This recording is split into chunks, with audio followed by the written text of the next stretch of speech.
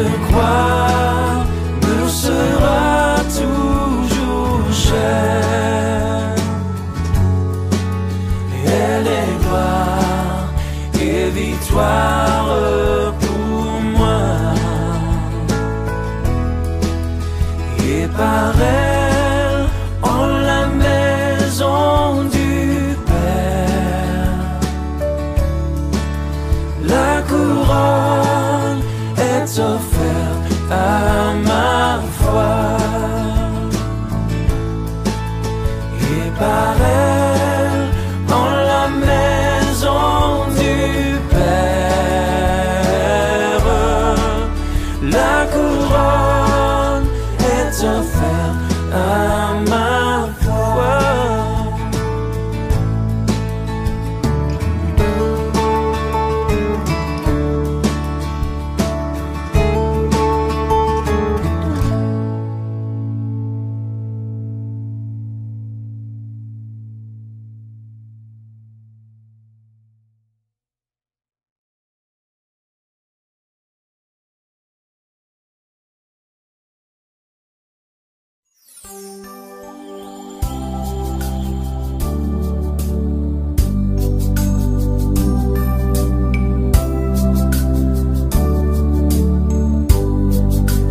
Merci pour la croix, Seigneur.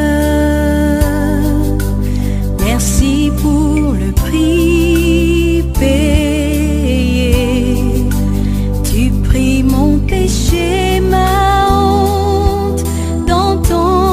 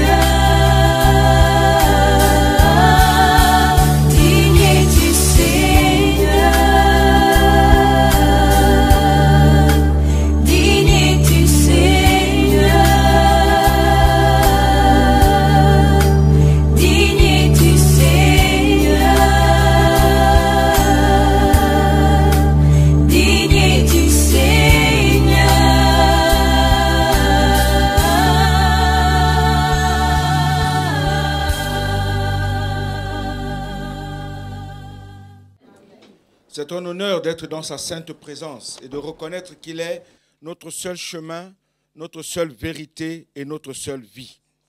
Amen.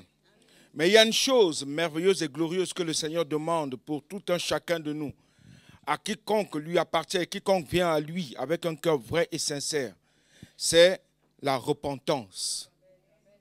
Dieu veut de réels repentants, des hommes et des femmes, des personnes qui viennent et qui reconnaissent que Dieu est Dieu, que c'est le seul juste, le meilleur, et que tous nous sommes pécheurs devant sa sainte face. Et des fois, nous nous retrouvons sans comprendre que Dieu désire que nous comprenons que nous sommes tout petits devant lui, que nous ne sommes rien, que nous ne valons rien, et que celui seul qui est Dieu, celui seul qui est le Créateur, celui seul qui a tout fait, ce qui est visible comme ce qui est invisible, trône, dignité, autorité, pouvoir, puissance et force, tout est en lui, tout vient de lui, et rien de ce qui peut se faire ne peut se faire sans lui. Il est le Logos incarné. Est-ce que nous comprenons ces choses cet après-midi? Amen. Alors cet après-midi, je voudrais qu'ensemble nous puissions discourir sur ce qu'implique ou l'implication de la repentance dans notre vie. Ce qu'implique la repentance dans la vie d'un croyant, d'un enfant de Dieu. Amen. Et nous allons lire deux courts passages dans l'évangile selon Marc au chapitre 1er. C'est le premier discours de Jean-Baptiste et le premier discours de Jésus-Christ. Il parle de la repentance. Au chapitre 1er et au verset 4, on parle de Jean-Baptiste. Il dit Jean parut. Pour ceux qui j'entends encore les bruits des feuilles. L'évangile selon Marc au chapitre 1er, verset 4. Jean parut, baptisant dans le désert et prêchant le baptême de repentance pour la rémission des péchés. Tout le pays de Judée et tous les habitants de Jérusalem se rendaient auprès de lui et confessant leurs péchés. Ils se faisaient baptiser par lui dans le fleuve du Jourdain. Il annonçait la repentance, le baptême de repentance. Et au verset 14, il est dit, après que Jean eut été livré, Jésus alla dans la Galilée prêchant l'évangile de Dieu. Il disait, le temps est accompli et le royaume de Dieu est proche. Repentez-vous et croyez à la bonne. Cet après-midi encore, conduis-nous. Nous te remettons toute la place. Nous voulons serrer ta parole. Nous ne voulons point être pire, mais meilleur en toi, par toi et avec toi et pour toi seul. Conduis-nous encore aujourd'hui afin que Jésus-Christ seul soit reconnu comme Seigneur et Sauveur de nos vies, encore aujourd'hui et à jamais. Amen. Ce qu'implique la repentance. Dans 2 Corinthiens au chapitre 7, au verset 10, il y a aussi quelque chose que l'apôtre Paul enseigne aussi aux Corinthiens. 2 Corinthiens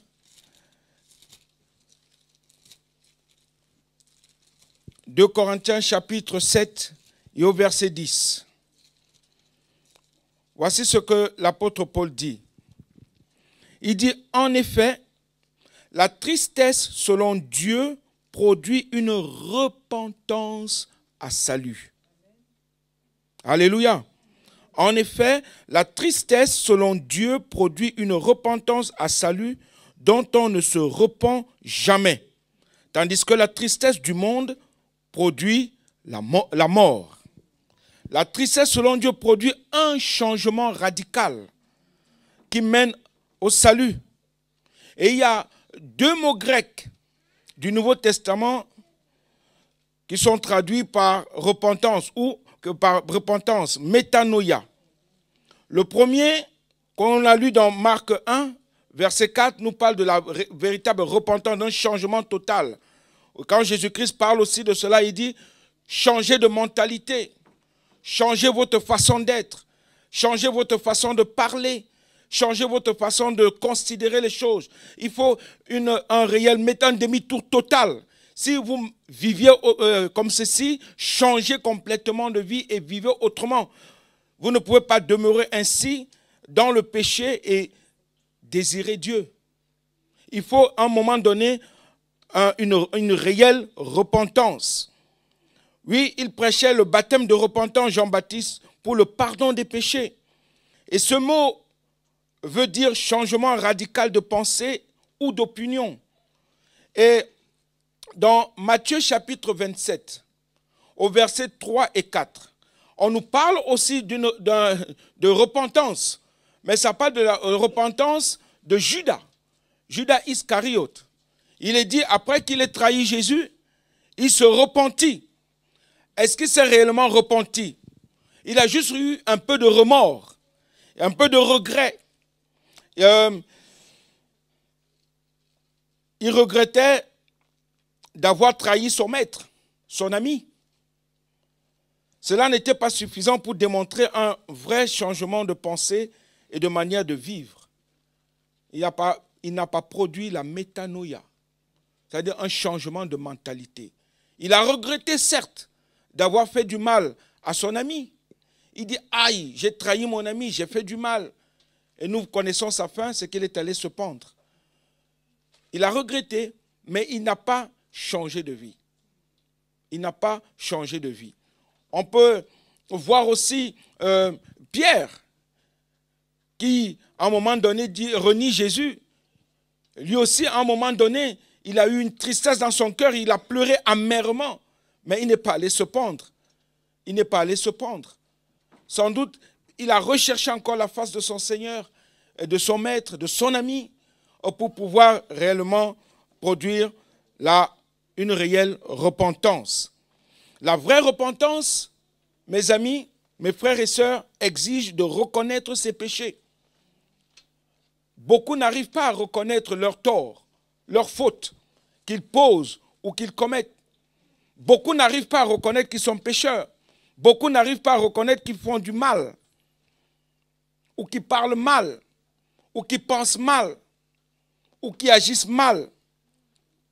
Et ils n'arrivent pas à le reconnaître et ils n'arrivent même pas souvent à demander pardon à Dieu et changer de manière de penser et de manière le mode de vie aussi. Et la repentance signifie rebrousser chemin quand vous vous rendez compte que vous avez pris le mauvais chemin. Et je vais donner 2 exemples pour cela. Le premier, c'est si à un croisement de chemin, vous avez pris à gauche, vous savez que vous êtes allé loin à gauche et que ce chemin vous amène à un ravin, vous allez revenir sur votre chemin pour reprendre le chemin de droite. C'est un demi-tour. Et métanoïa signifie demi-tour.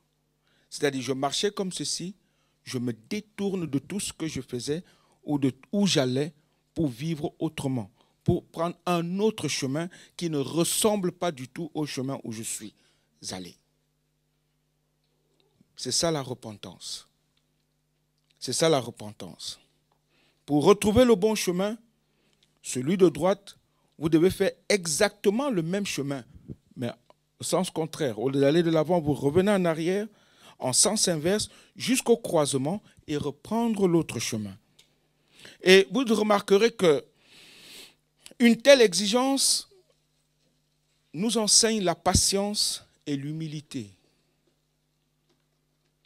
Revenir nous enseigne la patience et l'humilité. Je prends l'exemple aussi de Job. Lui, un homme droit et intègre. C'est Dieu lui-même qui le qualifie ainsi. Job, un homme droit et intègre.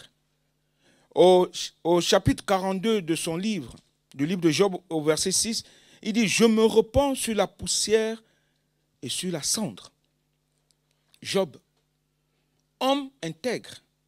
Et La Bible nous dit dans Romains chapitre 3, versets 10 et 11, que nul n'est juste devant Dieu. Nul n'est juste. Tous ont péché. Tous nous avons péché. Nul n'est juste. Pas même un seul n'est juste devant Dieu. Un seul est juste, c'est Dieu. Nous sommes tous pécheurs. Et nous avons tous besoin de revenir à notre Seigneur et notre Dieu. On a besoin d'une réelle métanoïa, une véritable repentance. Est-ce que nous arrivons à reconnaître nos fautes? Parce que nous péchons tantôt d'une manière, tantôt d'une autre, tous. Quiconque. Nos pensées, dans nos pensées déjà, si nous commençons à regarder à nos pensées, nous allons comprendre que aïe, aïe, aïe, c'est terrible. Je ne parle pas de ce qui sort de notre bouche, comme dit Jésus, c'est ce qui sort de la bouche de l'homme qui le souille. Et on va commencer à se rendre compte que, aïe, mais dans mes pensées, c'est horrible. Rien que les convoitises dans la tête. Rien que les murmures dans la tête. Rien que le mépris. Des fois, on se méprise les uns les autres sans le savoir même. Dans la tête. Et parfois même, on a des pensées horribles. On pense même des pensées perverses. Dans la tête. On est comme ça. Mais on se présente devant Dieu après sans reconnaître qu'on est en train de pécher. On se présente devant le juste, devant le saint, devant le pur, avec des cœurs remplis d'orgueil, remplis de haine, remplis de jalousie, remplis de mépris. Alors que Dieu te dit, repens-toi. Et j'aime bien parce que quand nous lisons Marc, quand nous lisons les évangiles, on se rend compte que ça parlait aux Juifs, à ceux qui croyaient en Dieu, à ceux qui connaissaient Dieu. C'est à eux qu'on parlait. Et la parole de Dieu parle à ses enfants, pas à ceux qui ne le connaissent pas. Mais nous annonçons l'évangile afin que plusieurs puissent le connaître et qu'ils changent de mentalité de vie. Comme nous-mêmes aussi, nous avons changé de mentalité de vie.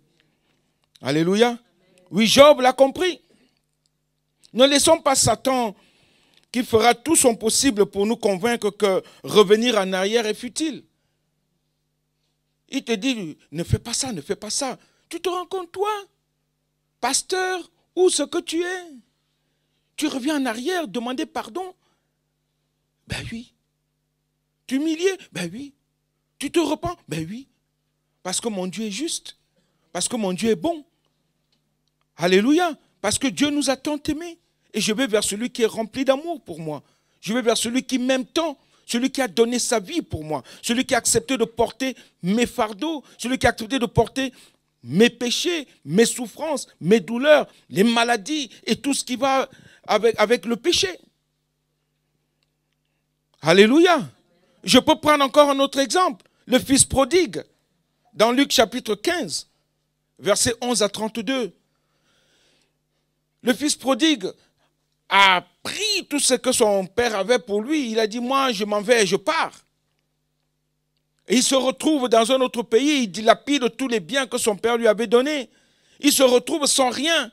Il se met même à manger la nourriture des porcs. Incroyable.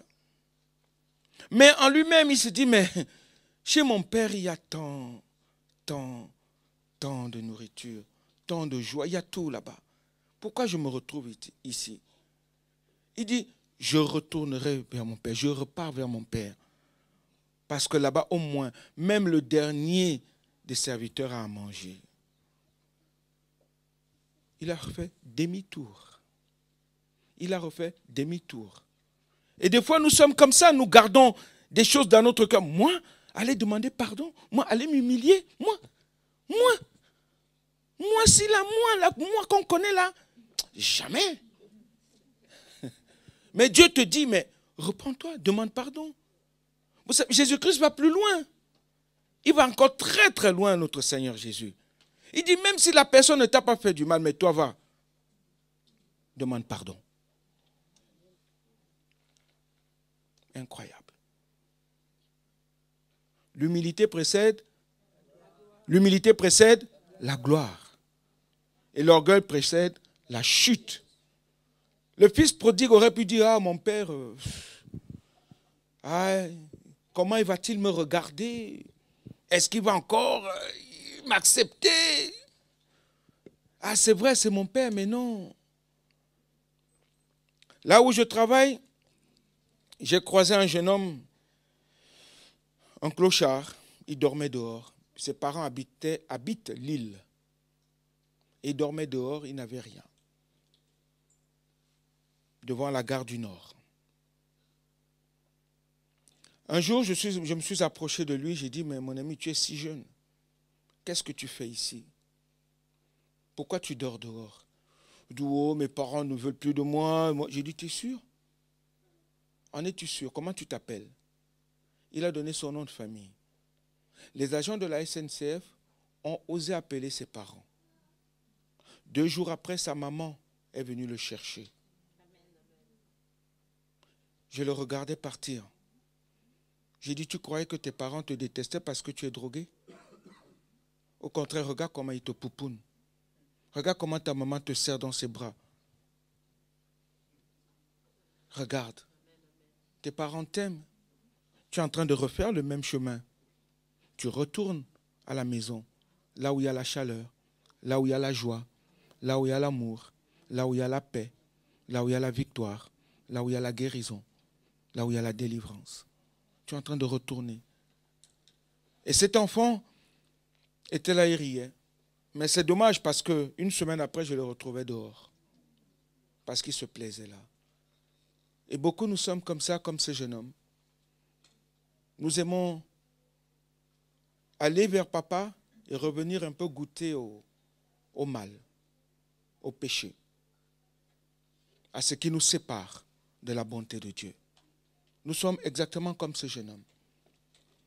Ce jeune homme avait tout auprès de sa maman. Ce jeune homme pouvait être heureux là-bas. Sa maman pouvait le mettre dans un centre pour le désintoxiquer. Mais nous nous rendons compte qu'il quitte le foyer familial pour dormir dehors et se droguer. C'est dommage. C'est dommage pour ce jeune homme. Et beaucoup de chrétiens sont comme ça. Dieu t'a libéré. Dieu t'a donné ses biens, ses bontés, sa fidélité. Mais nous préférons encore vivre dans le mensonge du monde. Ou bien laisser la chair prendre encore le dessus dans nos pensées, dans nos cœurs, dans tout ce que nous sommes. Frères et sœurs, à un moment donné, il faut que nous arrêtons. Repentez-vous, dit le Seigneur. Repentez-vous. Nous devons revenir au Seigneur, qui que nous soyons là depuis des années ou des siècles, je ne sais pas, ou que nous venons d'arriver dans la maison du Seigneur aujourd'hui. Repentez-vous. Repentez-vous, dit Jésus. Et nous devons vraiment revenir, produire la métanoïa, un demi-tour total. Il dit, Seigneur, je reviens à toi tel que je suis.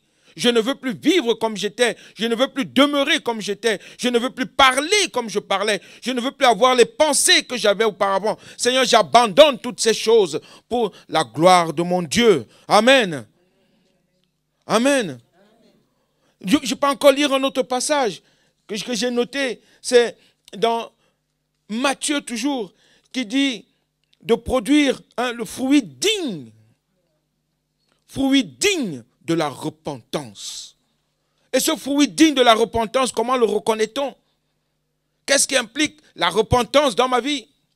La repentance, c'est que je ne veux plus vivre dans ce que j'étais, mais je commence à vivre selon Dieu, selon l'Esprit de Dieu en moi. Et qu'est-ce que ça implique? Ça implique l'amour, ça implique la paix, ça implique la joie, ça implique la bonté, ça implique la bénignité, la douceur, le fruit de l'Esprit en nous. Ça implique de grandes choses, ça implique de suivre Dieu, de faire sa volonté, de ne plus faire notre propre volonté, mais la volonté de Dieu. Le problème, c'est que nous aimons souvent faire les choses de nous-mêmes. Oui, Dieu a dit, mais moi je pense que... Nous sommes souvent comme ça. Dieu dit, mais moi je pense que... Non, je dois faire comme ça. Dieu te dit, non, non, non, non, non, non, non. Moi je te dis de faire comme ça. Et là on doit se repentir. Il dit, oui Père, c'est vrai. Ta parole dit ça. Je n'ai pas besoin de réfléchir encore, de penser pour essayer de mettre mon petit point virgule ou mon petit point ou mon petit trait d'union. Ce n'est pas ça. Il n'y a pas de oui, mais. Ça n'existe pas. C'est oui, oui ou non, non. Dieu ne dit pas oui, mais tu sais que non. Dieu te dit oui, c'est oui. Dieu te dit non, c'est non. Et le diable vient te dire non, tu ne peux pas. Tu ne peux pas abandonner ta voie. Ne quitte pas là. Tu vois, ton père, comment il va te regarder, comment les gens vont te juger. Tu te rends compte quand tu vas aller demander pardon?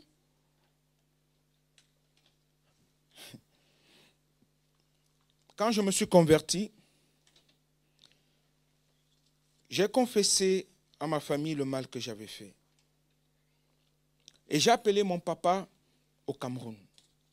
J'ai dit, papa, je te demande pardon. Mais mon cœur était serré. Quand j'ai appelé mon père, j'ai dit, comment va-t-il me prendre? Je l'ai tellement menti. J'ai tellement dit des choses. Mais je l'ai appelé. J'ai dit, papa, je te demande pardon. Ma vie a changé. Je suis un autre Blaise. Je ne suis plus le même que tu as connu quand tu venais nous rendre visite ou bien quand j'étais auprès de toi au Cameroun. Ce n'est plus le même Blaise, papa. J'ai donné ma vie à Jésus-Christ. Il a dit, ah bon? J'ai dit, oui, papa. Et je te demande pardon parce que je fouillais souvent dans tes poches quand tu dormais. C'est vrai. Je fouillais dans tes poches quand tu dormais, je te prenais de l'argent. Et pourtant, tu m'en donnais tellement. Mais je n'étais pas rassasié et je te demande pardon. J'ai pleuré au téléphone. Mon père a dit, tu es mon fils. Je ne peux pas t'abandonner. Ce que tu as fait est trop grand. Tu reconnais tes torts. Que Dieu te bénisse, Blaise. Alléluia. Ce n'était pas facile pour moi. Le lendemain, je recevais un gros chèque. Bon, mais j'étais content. Mais parce que cela lui a fait plaisir. Et quand il venait nous rendre, il était tellement heureux. Il dit, mais c'est incroyable. C'est mon fils qui est devenu comme ça. C'est incroyable. Lui, on disait n'importe quoi sur lui. Parce que j'ai osé pratiquer la métanoïa, le demi-tour. Est-ce que c'est ton cas aussi cet après-midi? De dire, Seigneur, c'est vrai, j'étais assez menti. Peut-être pas à un homme, mais à Dieu tu as menti. Tu as menti. Je ne sais pas comment, mais toi-même tu sais. Dieu seul te connaît.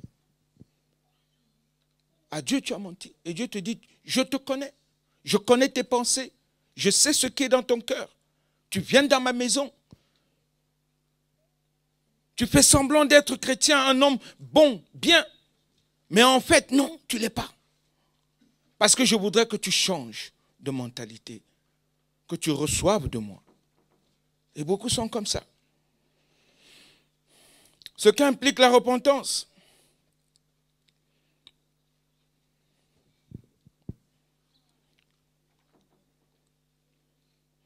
Il y a aussi dans Ésaïe 55, verset 7, vous connaissez l'histoire de David, après qu'il eut péché.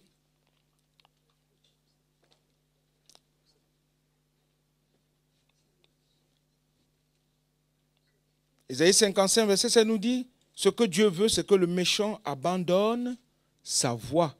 Après, nous parlerons de David. Mais Ésaïe 55 dit, ce que Dieu veut, c'est que le méchant abandonne sa voie, qu'il revienne au Seigneur qui aura compassion de lui. Dieu ne dit pas, fuis-moi. Adam et Ève vont essayer. Adam et Ève vont essayer de fuir Dieu. Adam, où es-tu? Je suis nu. Mais Dieu savait qu'ils sont nus. Mais ils essaient de se cacher. Des fois, nous sommes comme ça. Nous essayons de nous cacher. Nous cachons nos vices. Nous cachons nos mauvaises pensées, notre façon d'être. Je vais vous donner un autre exemple.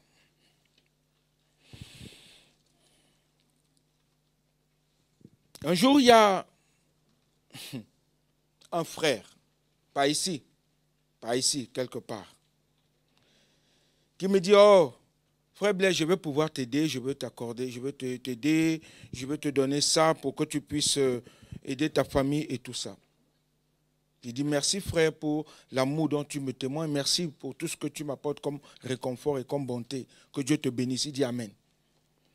Mais une semaine après, c'est ce même frère qui va raconter partout que moi je lui ai demandé quelque chose, alors que je n'ai rien demandé.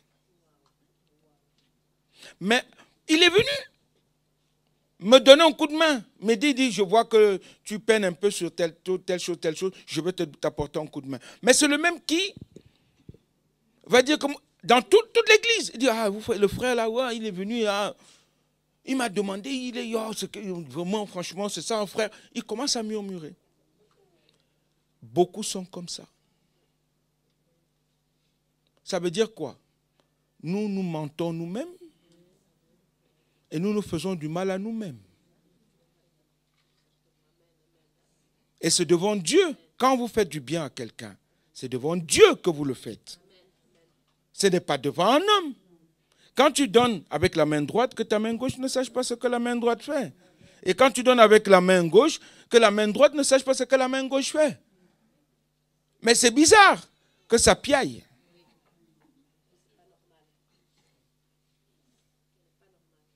Et là, on manque qui? On fait du mal à qui? Et c'est là où il faut une réelle repentance. Parce que nous nous faisons du mal à nous-mêmes. Nous nous faisons du mal à nous-mêmes. Parce que nous sommes chrétiens, disciples de Jésus-Christ, imitateurs de Christ, remplis d'amour les uns pour les autres. Alors si nous nous faisons du bien, pourquoi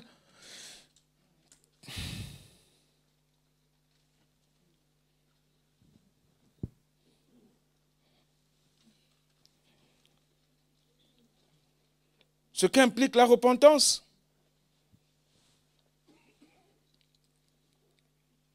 Apocalypse 3, verset 19 dit, « Moi, je reprends et je châtie tout ce que j'aime. Et donc du zèle et repens-toi. » Il parle à une église. Il ne parle pas au monde. Il parle à une église. Et donc du zèle. Reconnais tes fautes, reconnais tes péchés, reconnais que tu es comme ça, reconnais que tu es tortueux, tordu. Reconnais que dans tes pensées, ça ne va pas. Combien de personnes critiquent les serviteurs de Dieu? Et nous sommes assis dans l'église. Est-ce que est-ce que vous êtes repentis? Combien de personnes se détestent les uns les autres alors que nous sommes assis dans l'église? Repentance oblige.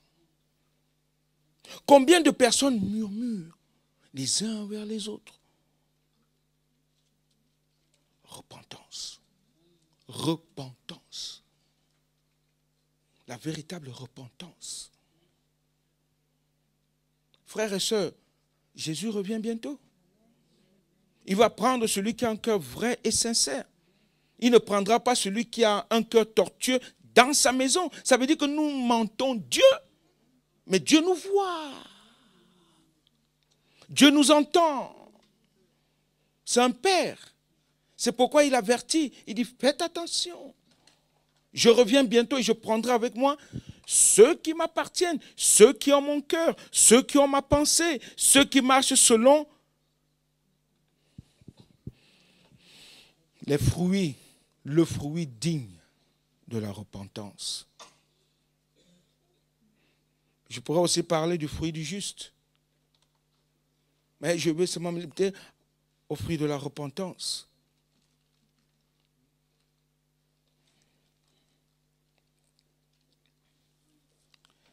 Le plus beau chant de la repentance, est sans doute le psaume 51. David.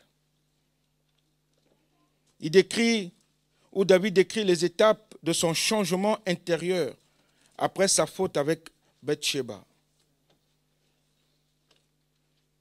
Examinons-les un peu tous. Premièrement, il reconnaît enfin la noirceur de son péché.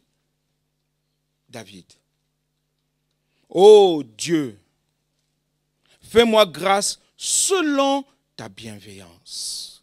Il reconnaît qu'il a péché. Il reconnaît que ce qu'il a fait n'est pas bon. Ça attriste Dieu. Des fois, nous mentons. Nous mentons, nous disons... Et nous sommes conscients de ce que nous sommes en train de dire comme mensonge. Conscients. On sait que quand on dit ça, on ment. Mais on le dit quand même. Aïe.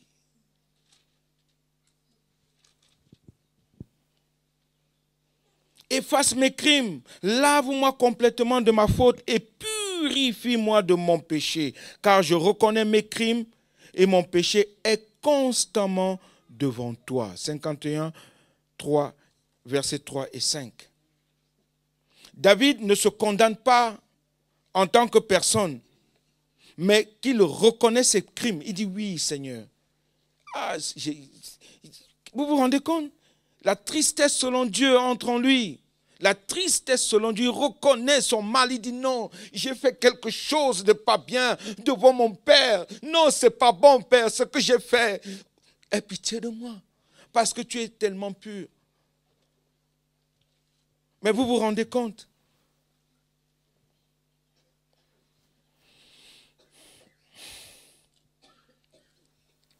C'est un point que ne comprennent pas ceux qui ne connaissent pas Jésus. Détester le péché ne signifie pas détester le pécheur. Dieu déteste le péché, mais il aime le pécheur. Dieu a tant aimé le monde qu'il a donné son Fils unique, afin que quiconque croit en lui ne périsse point, mais qu'il ait la vie éternelle. Jean 3, 16. Dieu nous a tant aimés, mais il veut que le péché soit abandonné. La métanoïa, la repentance totale. L'autoflagellation de certains n'est pas un concept biblique. Beaucoup s'autoflagellent. Oh, Seigneur, aïe, oh. Dieu te dit de reconnaître, c'est l'état de ton cœur. Mais c'est vrai, ils prennent des fouets, d'autres vont marcher à genoux sur des pierres, d'autres prennent des machins. Ce n'est pas ce que Dieu demande. C'est l'état du cœur. Ce n'est pas parce que tu vas prendre un fouet, que ça va t'apporter quelque chose. Ce n'est pas ça. Ce n'est pas ça. Deuxièmement, David implore le pardon divin et la purification de son péché. Purifie-moi avec l'hysope et je serai pur. Seigneur, purifie ma vie. Ton sang a coulé pour moi. Tu as accepté de mourir sur la croix de Golgotha. Tu as accepté de porter mes fautes. Tu n'es pas mort en vain, Jésus. Tu n'as pas donné ta vie en vain pour moi. Mais tu as accepté de devenir malédiction à cause de moi. Viens laver mon cœur. Viens laver mes pensées. Purifie-moi, Seigneur. Lave-moi et je serai plus blanc que la neige. Nous le chantons. Jésus, par ton sang précieux, enlève mon iniquité. On le chante. Blanc, plus blanc que neige. Oui. Le sang de Jésus nous purifie. Est-ce que nous le reconnaissons que le sang de Jésus nous purifie, nous lave, nous délivre? Ce n'est pas le sang des boucs et des taureaux. Ce n'est pas le sang des moutons que les gens égorgent. Ce n'est pas ça. C'est le sang de Jésus, le sang du Fils de Dieu, le sang de l'agneau de Dieu, immolé pour les péchés du monde entier. C'est ça. Dieu est le seul capable de nous restaurer, de nous purifier. Rien de nos actes ne saurait abolir nos péchés. Rien. David aurait facilement offert tous les sacrifices possibles et imaginables s'il avait pu effacer ses crimes. Il était roi. Il dit, allez, 1000 bœufs, 1000 vaches, 1000 taureaux, 10 000 moutons ou chèvres. Il allait prendre tellement. Il dit, allez-y, c'est pour expier mon péché. Mais il s'est offert lui-même. Il dit, aie pitié de moi, mon Dieu. Aie pitié de moi. Est-ce que c'est notre cas aussi? L'obéissance vaut mieux que les sacrifices. L'obéissance vaut mieux que les sacrifices, nous dit le Seigneur. Il aurait pu. Troisièmement, David recherche la présence de Dieu. Oh Dieu, crée en moi un cœur pur. Alléluia. Oh frères et sœurs, les témoignages que je donne sont des témoignages authentiques. L'année dernière, mon épouse et moi, on a failli avoir un clash à cause d'une petite... Vous savez, le mensonge n'est pas bon. Un petit clash de rien du tout. Juste un petit... On appelle ça petit mensonge, mais c'est un mensonge. Juste ça. Oh, c'était très difficile pour moi.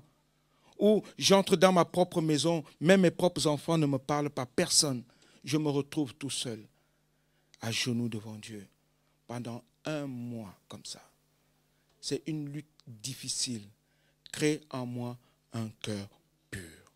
Mais pour que j'arrive à ça, il a fallu que moi, je m'humilie devant mes propres enfants et devant mon épouse et dire, Père, pardonne-moi s'il te plaît. Et dire à mon épouse, je te demande pardon si je t'ai réellement offensé, les yeux dans les yeux. J'ai regardé ma fille aînée, j'ai dit, oh Séphora, si j'ai eu quelque chose entre toi et moi, si moi j'étais blessé quelque part, dis-moi. Elle me dit, oui papa, tu m'as blessé dans ça.